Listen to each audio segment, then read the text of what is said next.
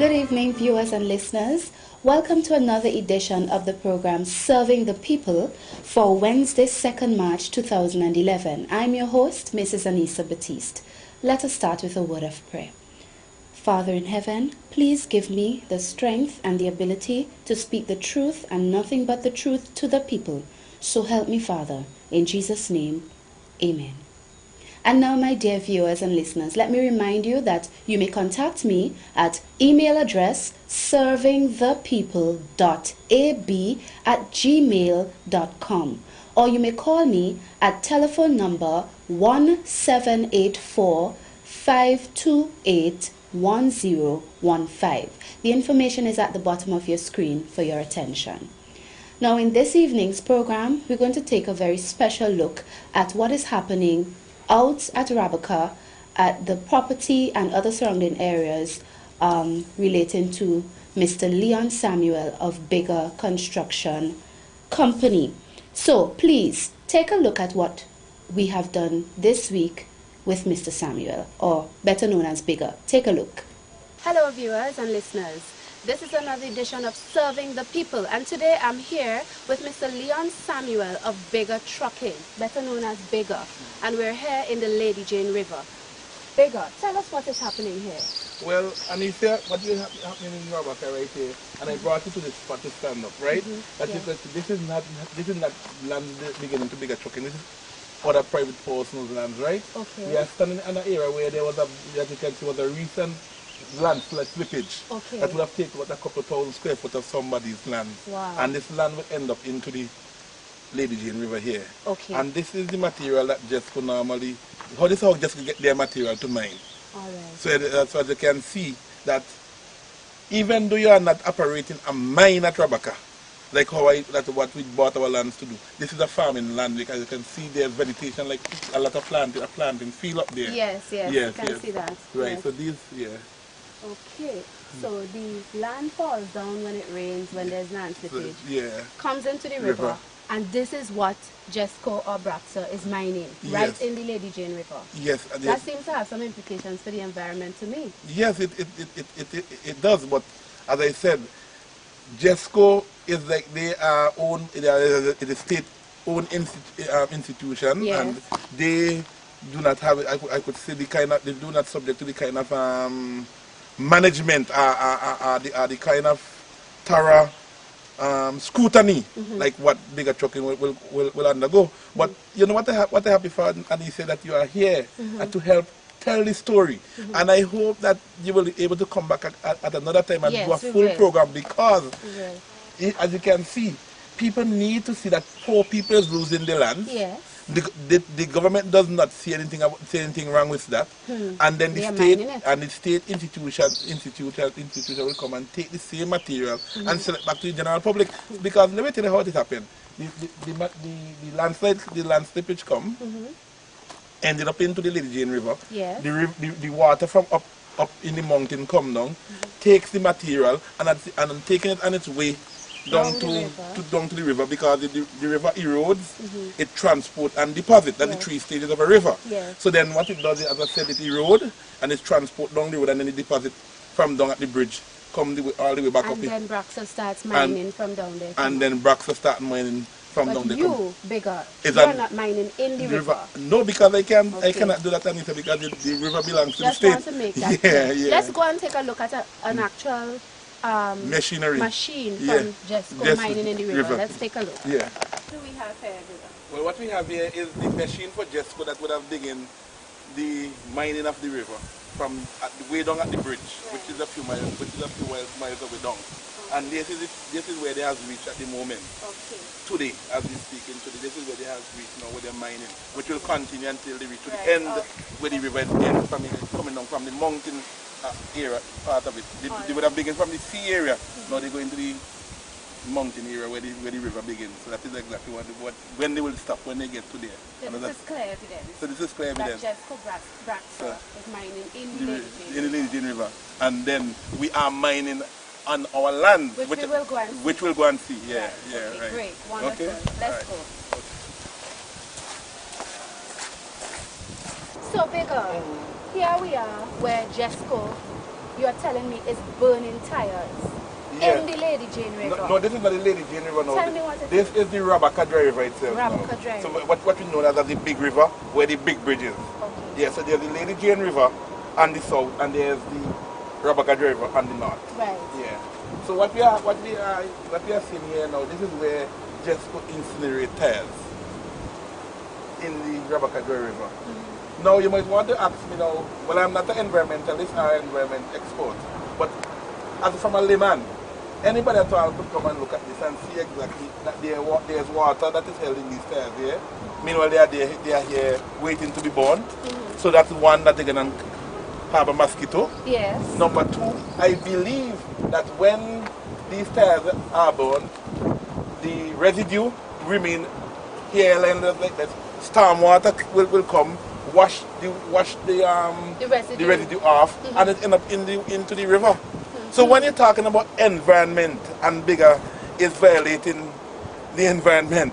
Oh my word. Look at this. And People, all that brown, black stuff we see, there's residue. It's from residue. the Those are the tires. wires. That Okay. because most of these tires are what you call, they are made from steel. Some make from thread, all thread, some make from steel. So that is what is the remainder of the steel from the tires. And they just look like they're piling up. What will happen is that as they spread out like that, if you can notice over there, Yes. a bulldozer or a front end loader will come and will just push it up into the back. Wow. That is how it is. But where do all these tires really come from? I mean, why is Jesco having tires here Well, in the Rabaka River? it is alleged that all the tire, and let me say this again, it's alleged that almost all the tire companies that fix tire or sell tires change the tires them and then they send them to Rabaka to be burnt. Pay, and they has to pay a fee. It's alleged. So, according to that allegation, people pay to have their tires burned in the Rabakadra River? In the Rabakadra River, yes. Because what happened, the owner of the tire shops, they will pay a truck to bring the tires up and also give them the money, the incineration money, which is at $2 per tire. But here we happen again from them, Anisha. Some poor soul now will then, truckman will then take the money and then we'll look for some isolated area and dump the tires them over some bank and keep the $2 that they should have paid to just to burn the tires them, and this is what is going on at Rabaka. Wow. So I also see a lot of garbage. Yeah, so when I invite people to come to Rabaka, I want to be their tour guide, like how I'm being your tour guide today. Yes, I am happy I'm seeing this because this is very eye-opening and very shocking. And I'm willing to show this because I want you to make a comparison what you see here to when you go over to our place at Bigger Trucking. Which is where we're going where we're going right now. Thank you so much. Okay.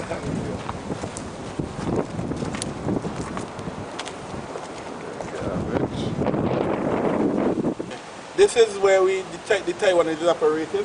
I brought some friends here last week to show them what is going on at Rabaka. And I said to them that we were going to have a land slippage because you can see where the water was running into my lands and would have brought it down. As you can see, this has to come down either yesterday or last night. Look at this side of slippage here, and that means I've lost a couple of tonnes well of material. And this is not where we are mining. This is land that we have not even reached nowhere close to mine as yet. But the Taiwanese cause the water to get over there and then cause that land slippage. All right. So we're going over to your section. Yes, we are going to mine. Yeah. This is a view of the whole slippage. From, as you can see, it is at least a 300 feet drop from the top right down to the bottom. That's just gone like, that is land for me, just gone into the river, and it will be mined by Jesco sometime to come, when the river comes. Okay, so here we have a shot of the oil drums that the Jesco is using out here, and we're going to compare it with what Bigger Bigs has when we go over by him. Look at the oil drums here, and you will see Bigger Bigs has basically the same thing. But they point to that, Searchlight newspaper point to that to say that he's destroying the environment. Let's go over by Bigger Bigs now. So, what is this here, Bigger? This is the drums that I saw in the Searchlight newspaper. Yeah. And bear in mind, Annie said that these two drums at the bottom here, this one and this one, they're empty drum. only use them as a standard to give us some height. We only bring our, because we normally we don't keep more than one drum of fuel on site.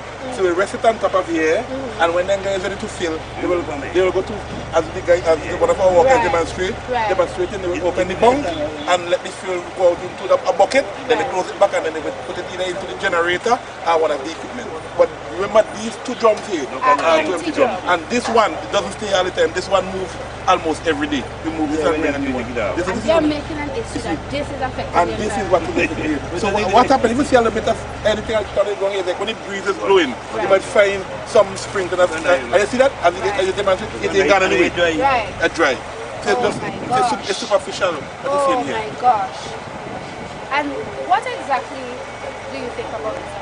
Is there anything that Bigger is doing to address this? Yes. Even though by comparison from what we've seen over the Jesco's operation, there are more than one drum on the ground there with the same effect. Yes. But is there anything you want to say about what you are doing about this? Well, and it's a way to correct this. We are now constructing a fuel center. What I have my construction stuff we're doing at the moment, we have a drawing there from Mr. Glenford Stewart and Stewart. So we're here with Raphael, site manager at Bigger Construction, and he's going to explain to us what the corrective measures Bigger is taking to deal with what we showed you a while ago. Go ahead. This is this code there. Powerful code there. It's graded. It's another internal grade. From this end. So anything that's still on that concrete, when you can run on it into the milling of grade, right? This is actually a trap to trap whatever comes up. Like if any fuel or anything happen to drop on the concrete, when the rain comes, it will water down into this trap. So when you are finished with this, you'll be bringing the barrel with the oil everything come here. Everything come and whatever fuel comes off, instead of being on the ground settled there like what we saw there, it will come off here. Okay. Because it's graded this way. Okay. So everything will eventually end up into this. Okay. Into this manhole, right? Okay. From this manhole, we installed a 2-inch PVC pipe from this into a soak-out pit. But it's not really says soaking or such, it's concrete. Right. So the 2-inch, you know, this is the journey. Okay. Right? Alright. This is this one. And this is this one. Okay. This is the pipe. That would drain from here down into that. Okay, this one here into that. And then in the bottom of this, it will have 6-inch concrete around. Right? Right. On the bottom concrete. So we're going to put some base sand in the bottom, above the pipe, and then all to the top. Alright then. With a lid on top of it. Okay. Right? So what's the final stage of the oil that comes off? You will be able to collect it and get rid of it? If it's float, yeah. Okay. Alright. Sure. Test Bigger way. Go ahead. Yeah, what will happen in this catch, this is what we refer to as a catch pit, right? What happened, the oil will come into the catch pit and you know water is lighter than oil. Yes, so the water is settled to the bottom and the oil float. Yes. So you use like a skimmer and skim off the oil and then take it to the incinerator in Diamond. Yes. And where we could have them to burn it and burn it. That is exactly how we do it. Congratulations. You are taking measures to correct what still seems to be a minor problem in comparison to what we've seen in the other operator at Jesco. And you are to be congratulated for that, not persecuted. Thank you very much, Anita. Thank you very much for explaining this to the people of St. Vincent and the Grenadines. You know, thank you. Where are we now, Bigger? We are standing on the bank of the Lady Jane River. Okay. Which is the beginning of our land boundary. According to the deed, we are boundary with the Lady Jane River. All right. So what you can see, we are standing in vegetation. Yes. And the Lady Jane River. And you already spoke about the Lady Jane River and the bridge. This is what they said that my operation is causing problems to the Lady Jane River and then will subsequently affect the Lady Jane Bridge. But how could your operation, which I am seeing is way back beyond the bank, be causing problems to the river? Over 200 feet away from the riverbank. Yeah, we are over 200 feet from the riverbank. So what is your